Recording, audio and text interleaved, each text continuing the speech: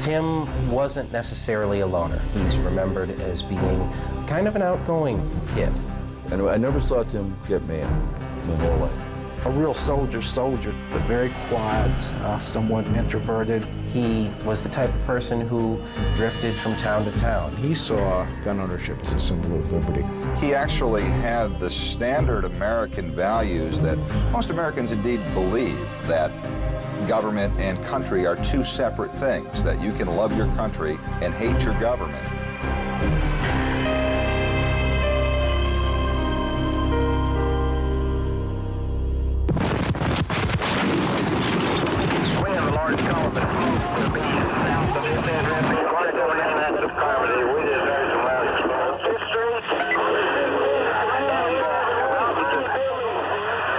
The explosion took away what appears to be nearly 1/3 of the building. The entire front is gone. Terrible explosion. It's just like an atomic bomb went off. The story is in Oklahoma City. Take a look at this. This is a federal office building in downtown Oklahoma City. It's called the Murrah Building. It is right in the center of town, and at 9 o'clock this morning, an explosion of unknown origin did this to the building. We have to have deputies on the second floor. 168 people died. 19 children were among the dead. More than 500 were injured. Terrorism on an unprecedented scale had invaded the heartland of America. After one of the most intensive manhunts in American history, the FBI arrested and charged 27-year-old Timothy McVeigh with the bombing. He was tried, convicted, sentenced to death, and finally executed in June 2001. Though his life is now over, his crime still raises important questions. Who was Timothy McVeigh? What led him to commit this act of terror? Timothy James McVeigh was born April 23, 1968, in Pendleton, New York, a typical American rural town of 5,000 outside Buffalo in western New York State. Pendleton was settled more than 100 years ago by German farmers who said it reminded them of home. Today, it is different. There are not many people that work here in Pendleton. There's no industry. There's a convenience store, and that's about it. One pizza parlor. Quite rural. There's not much happening except the people growing their gardens. Tim's parents were Bill and Mildred McVeigh. They were married in 1965. Bill, a devout church-going Catholic, worked nights at the General Motors plant in Lockport and devoted much of his free time to charity. Mildred, known as Mickey, worked days in a travel agency. They were rarely at home at the same time. The first of Bill and Mildred McVeigh's children, a daughter, Patty, was born in 1966. Tim, born in 1968, was the second child, followed by Jennifer 6 years later. From the age of 6, Timothy went to Star Point Central School with 500 other kids bussed in from neighboring towns. Tim, in his neighborhood, got to be pretty well known for being kind of an attention getter, an outgoing type kid. And he used to set up haunted houses. He enjoyed inviting the neighborhood kids over to his house to have fun. And they had a pool. They were one of the only families on Meyer Road in Pendleton who had a pool. For young Tim, there was more than the pool and good times. There was his introduction to guns, not unusual in rural America. For Timothy McVeigh, guns would become a lifelong passion. Tim was very close with his grandfather, Edward McVeigh, who taught him at a very young age the importance of guns. And his grandfather purchased a gun for Tim. It was a little, a starter's rifle type gun. And he gave this gun to Tim as a present and taught him how to use it. I know Tim was interested in guns. My wife signed his pistol permit, as a matter of fact, and she had no hesitation in doing that. And I know he did have a few guns. During the winter of 1977, Pendleton was hit by a severe blizzard. Tim was 9 years old, and he was worried. He started storing water in the basement, as his grandfather had. He wanted to store food in the cellar, and he wanted to get a generator that they would keep down in the cellar, and this was where Bill McVeigh shut it off. He said, no, we're not buying a generator that we can keep in the cellar. But that's where the initial survivalism in Tim started. His early interest in survivalism taught Tim how to be alone, but it didn't mean he always kept to himself. He was to himself, but he was far from a loner. I mean, he would speak well. He wasn't an exhibitionist or anything like that. I saw him in our religious ed classes, and he certainly was, you know, one of the kids, gotten his share of trouble, but it was never ostracized in any way. You know, he was one of the kids. By the time Tim was 10, his parents' marriage was in trouble. Bill McVeigh continued on the night shift because it paid well, but Mickey was bored and went to work at a local bowling alley. That seemed to be the time that Mickey's eyes began to wander, and she was unhappy with her home life, loved her children very deeply and wanted to take care of them. Still had a love for Bill, but not a love for marriage necessarily. There was a lot of men who liked Mickey very much. She was a very beautiful woman. Mickey started spending time away from home. She frequently left the town for long periods. It was something that affected Tim very deeply. He asked a friend of his father's if he was the cause of his parents' problems. He said to this man, why is this happening? Is it something that I have done? Is it me? It was something that he began carrying with him that caused this maybe outgoing young type of kid to somehow go inside of himself.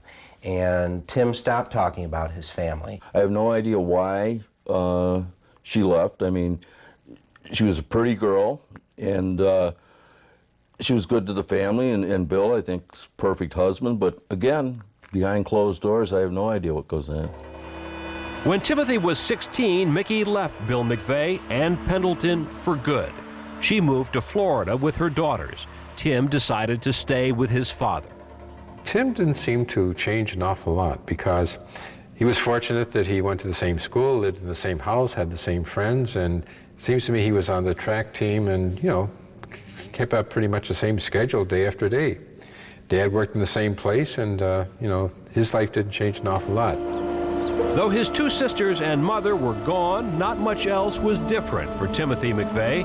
High school graduation was on the horizon, and so were profound changes he would experience in the larger world outside Pendleton. In 1984, at the age of 16, Timothy McVeigh became a self-reliant teenager. With his mother and two sisters living in Florida and his father still working nights, he learned to be on his own and to create his own interests. When Tim was in high school, he developed a computer program that was just very, very, very involved. He impressed his teachers to no end with this computer program of communicating through a modem. As far as inventive, I mean, it was just an intelligence. It was just kind of breaking forth. Just a smart kid. He was called the Wanderer on this computer system, and he was pretty well known, and people still talk about what he had done even today. Like many teenagers, he collected comic books and listened to rock music. Van Halen and Ozzy Osbourne were two of Tim's favorite groups. He worshiped the film Red Dawn, the story of school kids in Colorado resisting a Soviet invasion of the United States. Tim constantly read survivalist magazines and kept up his love of guns. One of his good friends, Justin Genter, recalled that Tim actually brought some type of an air rifle type gun to school to show off to the other kids, and remembers Tim saying, I can stand in this policeman type style and I can shoot just like a cop would, and he'd shoot off 15 rounds or however many it would do, and the other kids were like, well, you know, that's nice and everything, but you know, that's not the type of thing that we're really interested in. There was more to Timothy McVeigh than guns and computers. Much else of what he did was quite average for a teenager. He became the regular babysitter for Molly and Paul McDermott, his next-door neighbors. When Tim came, he played with the kids, and so that was great. And of course, I would check the refrigerator after he left, because he always had a voracious appetite, but stayed skinny as a rail. He was fun. He was the best babysitter I ever had. Most babysitters would come in, tell you to be quiet and watch television, put you to bed. Tim would come in, find out what we wanted to do that night. Sometimes he would play with myself and with Jenny if she was over, but a lot of the time he would spend the time with Paul. And he'd bring little plastic aliens over, and they would spend hours setting them up all over the house. And then they'd have wars, and they would come and they would sweep them all up and take them off to Mars. Toward the end of high school, Tim and his friends sometimes went drinking 30 miles north of Pendleton in Niagara Falls, Canada. But Tim was rarely seen on a date. Other kids in school remember Tim always calling the beautiful girls up, the prettiest girls, and them always saying no. He never wanted to settle. He always wanted the moon. But he was never able to connect with one who had the same interest in him as he did in her. Tim stayed interested in the church because of his father Bill's strong influence. For his confirmation, Liz McDermott had planned an all-day retreat. But Tim thought it was important to follow the rules in high school and at first refused to go. And he said, well, I have a perfect attendance record all through high school, and this would take that away.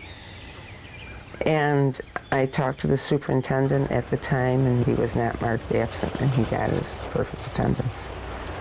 Though in school every day, Tim's grades were less than perfect. He was a good student, getting mostly A's, B's, and an occasional C.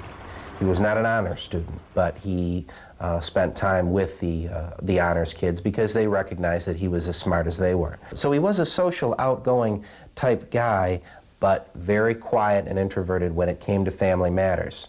If you asked him about his family, he may say, yeah, my parents are split, that's it. After he graduated from Star Point Central in 1986, like many 18-year-olds, Tim was unsure what he would do with his life. Welcome, Burger King. Nice to be ordered. Good jobs were not easy to find in upstate western New York. That summer, he worked at a Burger King and registered at a local business college. Like other bright students, he had received a New York State Regent scholarship. It was only for $500, so his father agreed to help pay his tuition. McVeigh was extremely good with computers, started a computer bulletin board. So he went into college to study computer programming. The academic subjects of your first 2 years in college evidently were rather boring to Timothy, and he was unable or unwilling to continue the curriculum, dropped out after a semester. He saw an ad for a job as an armored car guard, something that appealed to him, and he got on his 19th birthday, he got a concealed carry permit and for an automatic pistol. McVeigh was a good employee. He showed up to work on time every day and took his job seriously. But there were some troubling signs. His continuing fascination with firearms led to some unusual incidents, like his bringing extra heavy weapons to work. He came in a few times with, shotgun shells, at least 25 of them with a shotgun. Just like, Rambo, gun-ho. Came to work one day as a joke to a supervisor with bandoliers of 12-gauge shotgun shells around himself, as well as a 12-gauge pump shotgun with a pistol grip. The supervisor didn't like the joke at all and sent Tim home. He would sometimes get very angry on the armored car for no apparent reason, and he would just fly into a rage. One of the co-workers indicated that this rage was incredible. He would get red in the face and be screaming. He was angry one minute, then he was normal the next minute. And that's the way he was. Whether it was frustration at work or pent-up rage over his parents' divorce, it is unknown why Tim angered so quickly. But he never confronted anybody, nor did he ever look for any revenge in any relationships with people that we can determine. When Tim was almost 20, he wanted an isolated site to shoot his guns. With a close friend, he bought 10 acres of land near Olean, New York, 90 miles from Pendleton. Never interested in hunting, Timothy enjoyed firing at targets. The idea of going out shooting a deer and bringing it home and gutting it wasn't really for Tim. That's kind of disgusting for him. He had more of the attitude where he liked guns. He collected them for their monetary value. Timothy did not see his future in security, and the chance of a good job with a future in Pendleton did not exist. One night, Tim was listening to his father and some friends talking. And they said, well, there's really nothing for you. And one of them kind of jokingly said, why don't you join the military?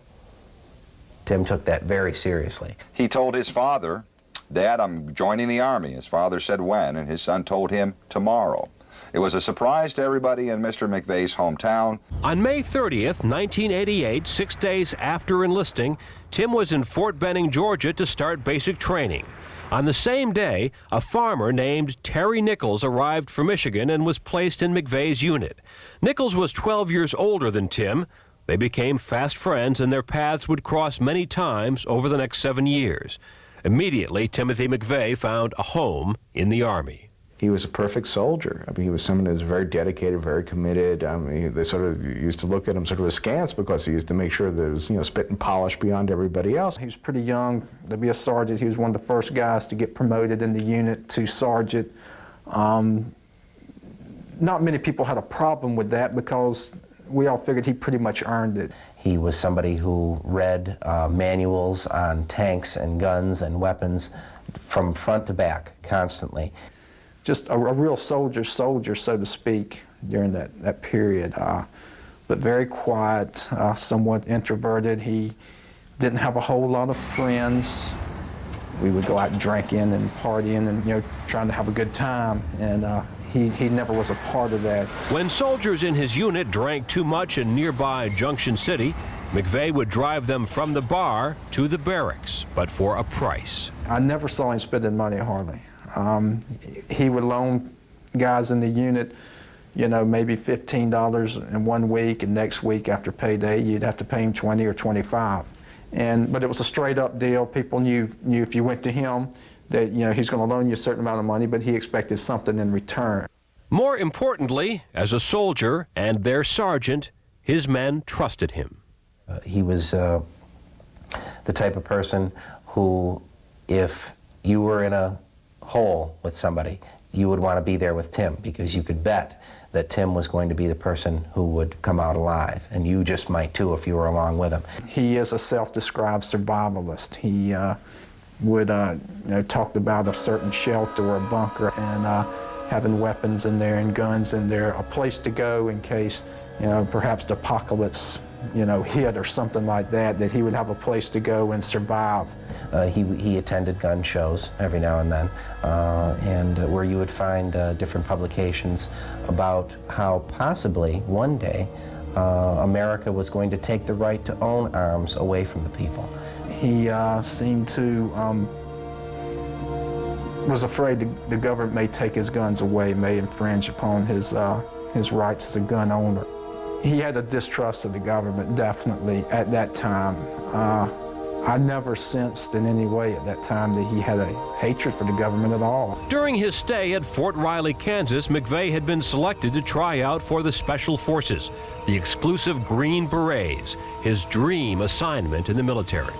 And had trained extensively for it, doing hundreds of push-ups and hundreds of sit-ups every day, carrying 100 pounds of gear 13, 15 miles a day to get himself in the physical condition for the course. The Gulf War changed that for him. Sergeant Timothy McVeigh was an expert gunner on a Bradley fighting machine. He and his unit, parts of the 1st Infantry Division, the Big Red One, were sent to the Gulf and were in place, ready for war by January 1991. McVeigh, not yet 22, would get his first taste of combat, his first kill, his first medals, and a deeper distrust of his government. Timothy McVeigh was only 22 when in January 1991 he arrived in Saudi Arabia ready to fight for his country. He was a gunner on a Bradley fighting team and a leader in his platoon, and he was well known for being an excellent shot already. He was cleaning his weapon a lot. He always made sure that his weapon was ready to fire. During the weeks that his unit waited for the war to start, McVeigh and his men were up every morning at 4:30. The days in the trenches were hot, the nights cold and long. We would stay in those trenches until the light came, make coffee and build a fire and sit around and drink it, and that was it until the sun came out. And We would basically watch over that desert to see if anything came, and we did that every day up until the ground war started.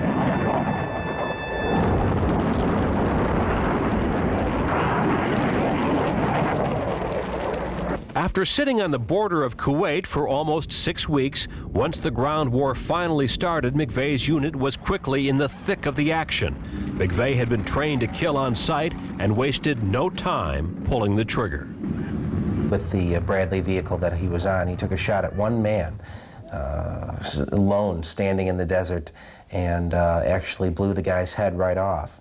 Now, he was screaming and yelling when he did this. But he told us that he had shot an Iraqi soldier's head off at approximately 1,000 meters, I think, and that he was somewhat bragging about that. The desert fighting continued. McVeigh and his unit pushed forward, where they found Iraqi soldiers hiding in bunkers.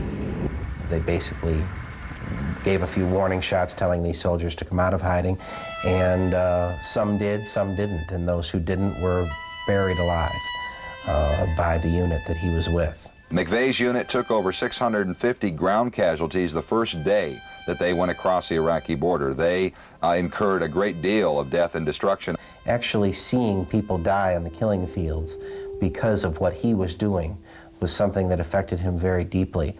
It was not what he had originally imagined would be service for the U.S. Army.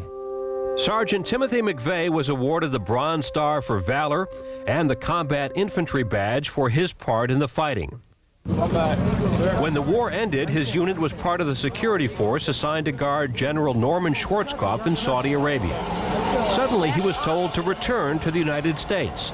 His long-desired wish to try out for the Special Forces, his revered Green Berets, had finally become a reality. He was getting everything ready. He was happy. He was excited. He was moving, you know, because he was going to the Special Forces. McVeigh got on a troop transport, went home on a brief leave for about a week.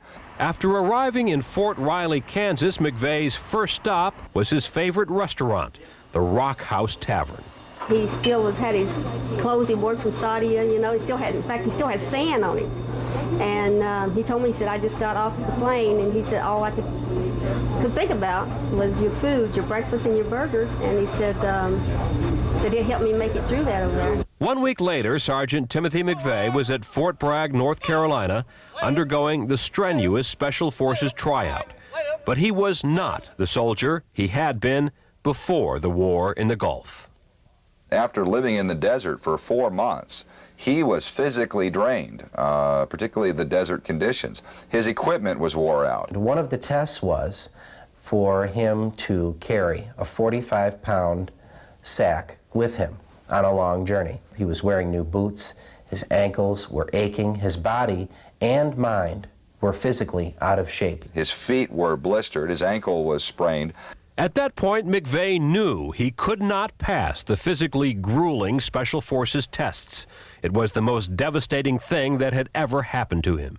And he sent a written notice to the camp supervisor, a voluntary statement of withdrawal. It reads, I am not physically ready. It was his first failure in the military, and his buddies saw really an altered McVeigh when he returned from that experience. He was somebody who had succeeded in everything in the military before. Now he had failed, and he seemed somewhat embittered and soured.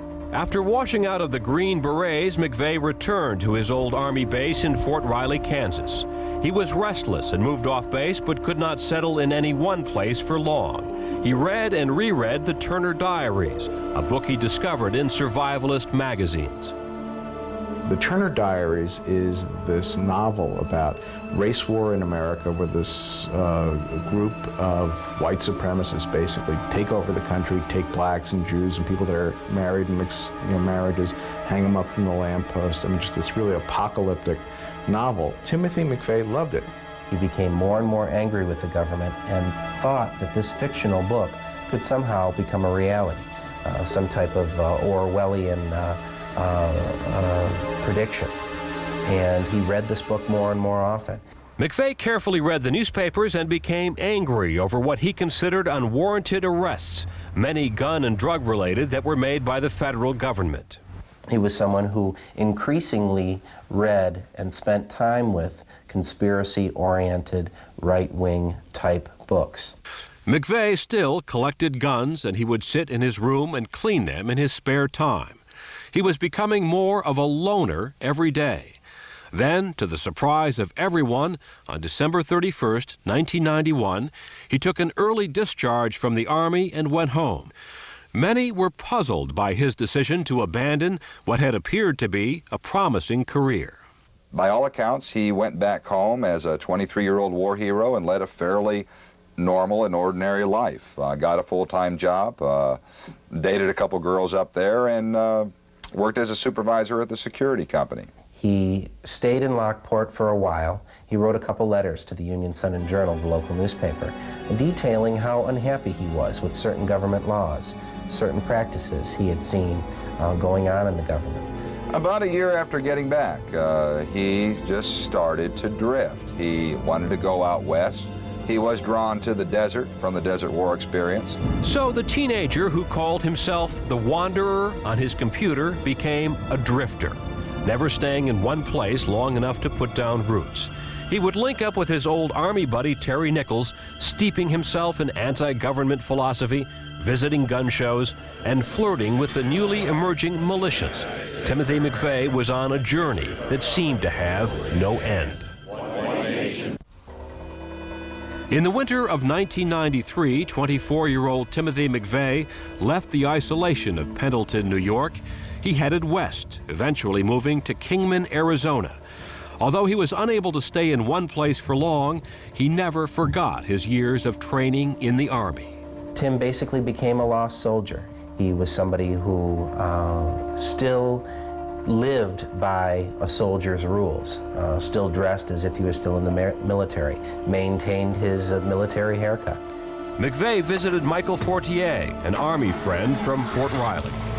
Fortier, who was already in Kingman, an Army buddy of his, seemed to have had connections with some remnants of a group called the Arizona Patriots, which was a right-wing paramilitary group. He was staying with the Fortiers, and they recall him taking soup cans from out of the cupboard and placing them on the floor of their trailer home and showing how a bombing could occur. In Kingman, McVeigh found part-time work, once again in security, and rented a home in the Canyon West Trailer Park.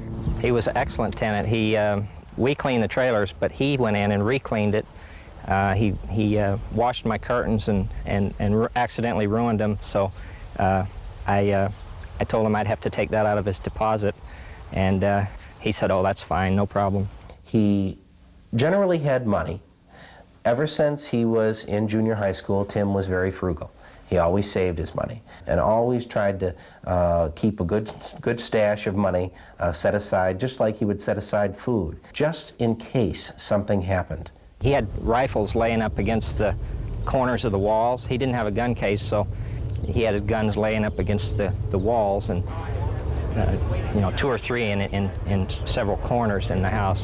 McVeigh spent much of his free time at gun shows around the country. He lived a fairly austere lifestyle.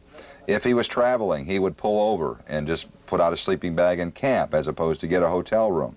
McVeigh continued to drift through the middle of America, increasingly convinced of a conspiracy at the highest level of the federal government to deny so-called patriots such as himself their Second Amendment right to bear arms. McVeigh found further proof of a government out of control in the August 1992 standoff between federal agents and white supremacist Randy Weaver in Ruby Ridge, Idaho, when FBI sharpshooters killed Weaver's wife and son. Randy Weaver became a hero to people because his home had been, in their view, invaded by agents who wanted to take his guns and arrest him. McVeigh also openly supported the Branch Davidians when federal agents surrounded their compound in Waco, Texas.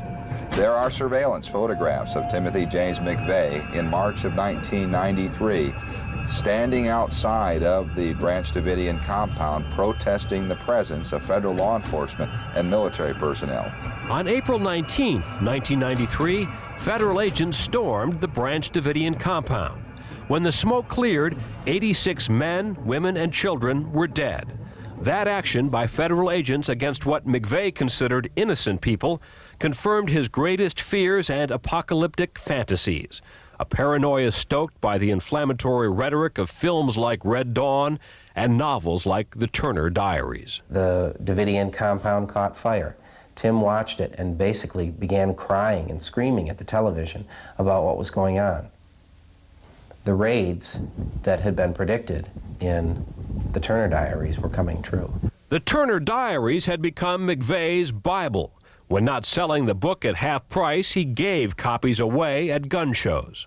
And the book, if I recall correctly, I think on page 38, describes in great detail how shortly after 9 o'clock in the morning, the hero of the book with some friends put together a truck bomb of approximately 5,000 pounds of fertilizer and fuel and blow up. In this case, the federal building was the FBI office in Washington, but otherwise it's remarkably similar to what happened in Oklahoma City. In November 1993, the Brady Bill was passed, requiring a waiting period for the purchase of all handguns.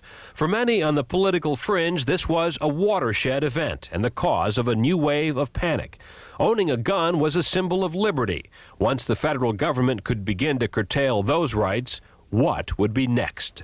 So all those issues combined to really get the militia movement started in the beginning of 1994, and there were also issues that in Timothy McVeigh's own life seemed to resonate for similar reasons. In the first months of 1994, McVeigh continued what appeared to be his aimless drifting. He visited his old Army friend Terry Nichols in Michigan.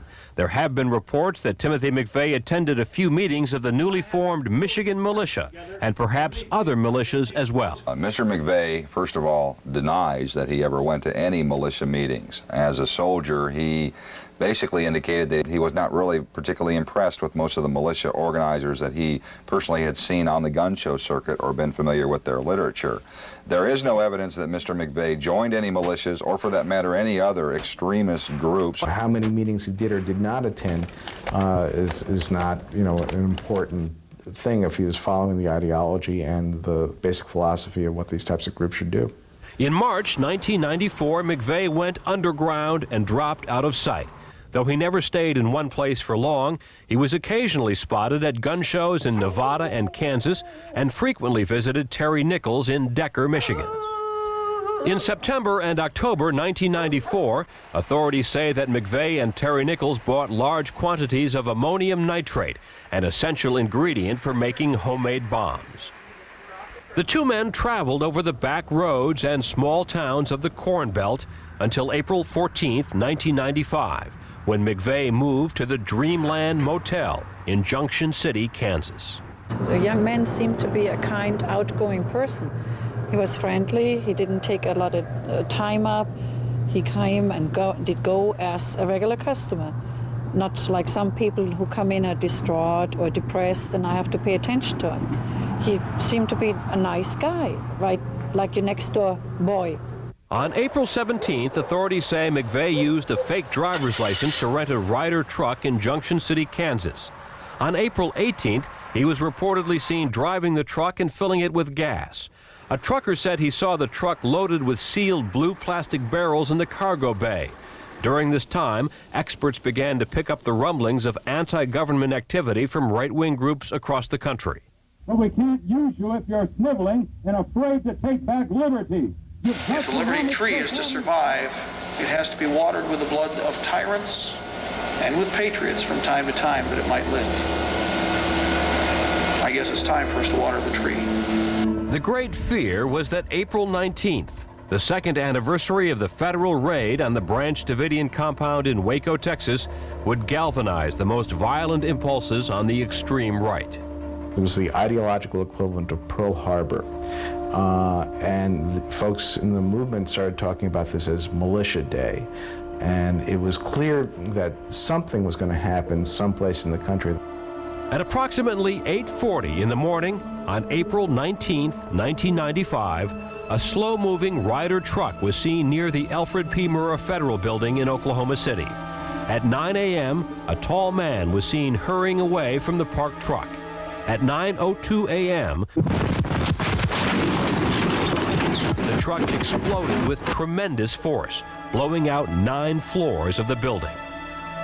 The nation now had to come to grips with the shock of this unprecedented event and the reality of terrorism in the American heartland. On April 19, 1995, a blast devastated the Murrah Federal Building in Oklahoma City. The bomb went off just as hundreds of people had showed up for work, just as children had been dropped off at a daycare center on the 2nd floor. 168 people, including 19 children, died in the attack, and more than 500 were injured. Within minutes, a valiant rescue effort was underway. Soon after, an intense manhunt began to find the bombers. We will find the people who did this.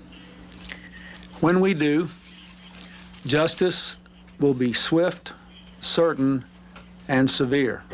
That morning, Timothy McVeigh had been speeding down a rural Oklahoma highway in his dust-covered yellow Mercury. Within hours of the blast, he was pulled over by a sharp-eyed highway patrolman, although the FBI would not be aware of this for a few days. 10:20 a.m., which was 75 minutes after the explosion, Trooper Charlie Hanger stopped the vehicle for not having a tag displayed. During the ensuing conversation, he noticed a bulge under the fellow's jacket that he immediately took to be a gun in a shoulder holster. Police say the pistol McVeigh carried was loaded with illegal, armor-piercing bullets. He was arrested and jailed in Perry, Oklahoma, where he supplied them with his real name and Social Security number. Meanwhile, the FBI had found a piece of McVeigh's truck at the Murrah Building. This led them to the truck rental office, where they obtained physical descriptions of 2 men. The following day, the FBI released sketches of these men. The manager of the Dreamland Hotel soon identified John Doe number 1 as Timothy McVeigh, and his name was entered into a national crime computer. By the next morning, April 21st, the FBI had located him still sitting in the Perry, Oklahoma jail. He had been only hours from release. Investigators breathed a sigh of relief. When the FBI arrived to question McVeigh, he would only give them his name, height, and weight. They were struck by his composure and his military demeanor. Here's a guy that has this never-ending loop-type tape running through his mind. He's running through his mind that I'm a soldier. I went on a mission. I got caught on my mission, but I'm still a good soldier. McVeigh was held as a suspect in the bombing and was brought back to Oklahoma City, where he faced angry crowds. Soon after, Terry Nichols gave himself up to the local police in Michigan. By August 1995, both McVeigh and Nichols were indicted by a grand jury in Oklahoma City. They would eventually face separate trials. As McVeigh's attorneys prepared his case, their client was already facing public rage. Since the case aroused such intense feelings in Oklahoma City, it was moved to Denver, Colorado to ensure a fair trial. There, on April 24, 1997, just over 2 years after the attack, the trial of the United States versus Timothy James McVeigh began. He was accused of the largest mass murder in American history. McVeigh refused to take the stand and showed little emotion during the trial. On June 2nd, he was convicted on all 11 counts, including using a weapon of mass destruction. Many of the victims' families rejoiced when they heard the news. McVeigh was sentenced to death and was transferred to a federal prison in Florence, Colorado. Within this supermax facility, McVeigh lived in a unit reserved for the worst offenders. It sort of reminded me of the cells in Silence of the Lambs. The first cell was Ted Kaczynski, the Unabomber, and next to him was Ramzi Youssef, the bomber responsible for the World Trade Center bombing. Then we got to the end of the row, and there, as I looked in through the plexiglass, there was Tim McVeigh. He had literally taken his place alongside some of the most infamous criminals of his time, spending 23 hours a day in his cell.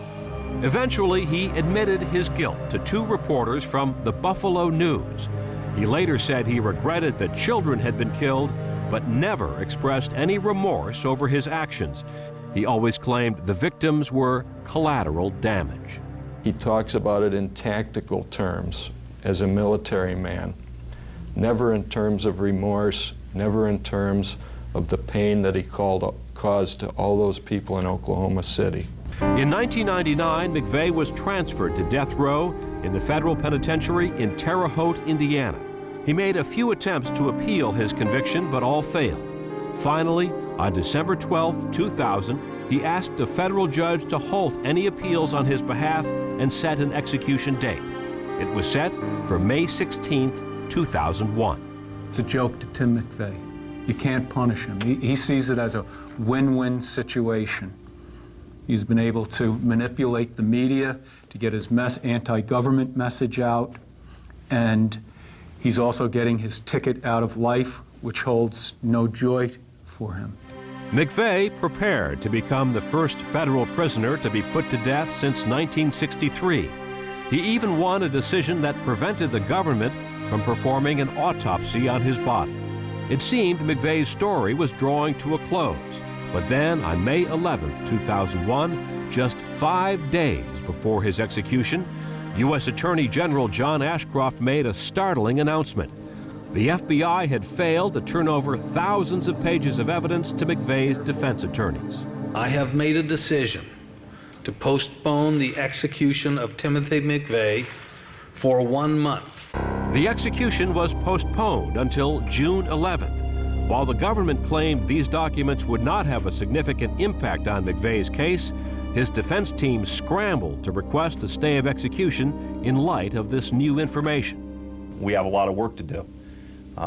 We've got a lot of documents to review. We've got legal research to do. We need to have serious conversations with our client. In the end, his lawyer's last-ditch efforts were to no avail. 33-year-old Timothy McVeigh was executed by lethal injection on June 11, 2001.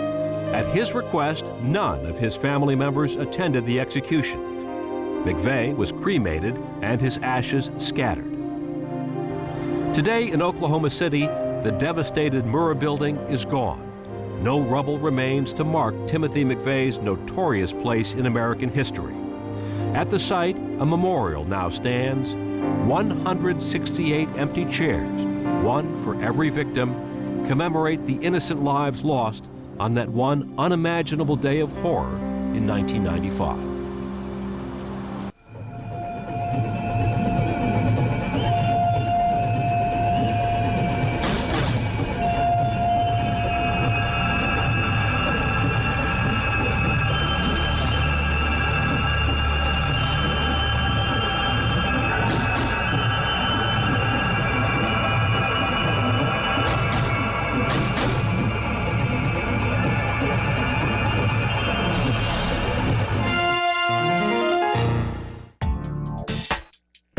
This program brought to you in part by Flair Magazine.